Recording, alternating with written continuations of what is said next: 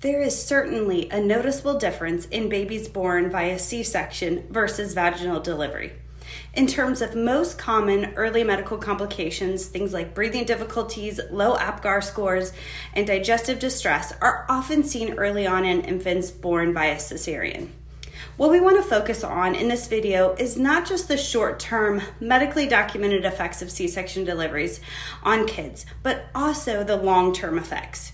So the first challenge that is almost always overlooked and missed with C-section deliveries is the onset of subluxation in infants' upper neck and skull regions. So what this means is they are the most easily injured and altered areas of infants born via C-section because they cannot protect those precious muscles, nerves, and joints that protect their brainstem and spinal cord from injury. The amount of force placed on a child's skull, neck, and brainstem during a C-section delivery is immense. It's far more physical and pressure than would ever be allowed after the birth process. So while it may be life-saving at the moment, it's also life-altering from there on. We all know to protect the neck and hold the head for brand new babies and infants, but we've made it completely normal and okay to use the head and neck as physical leverage, such as twisting, torquing, and pulling during the C-section birth process. So in addition to the upper cervical and brainstem trauma that can come from C-section deliveries, here are some other long-term complications each parent deserves to know about.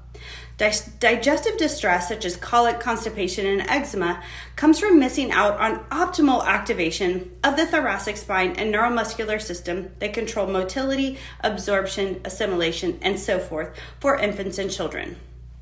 Respiratory and immune compromise can also come not only from the lack of motility throughout the ENT, lymphatic system, and lungs, but also from disruption of the microbiome and the vagus nerve.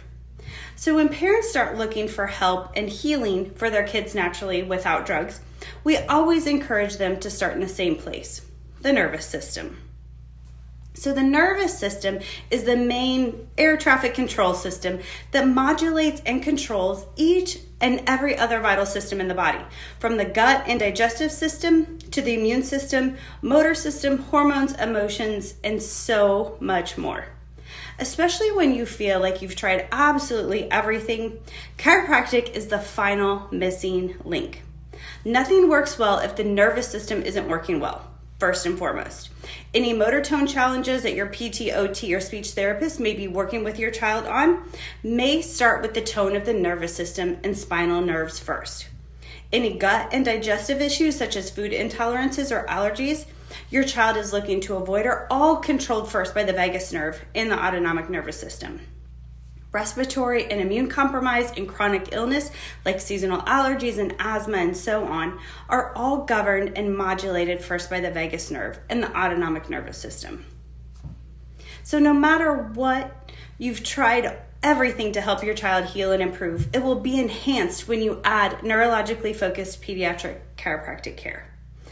We would love to take care of your kiddo, so if you struggle with any of these issues with your kid and have had either a birth trauma or a cesarean section, let us do a neurological scan. Let us see what's going on with your kiddo. We'll create a customized plan for you and be able to put a plan together and help your kiddo live their best life.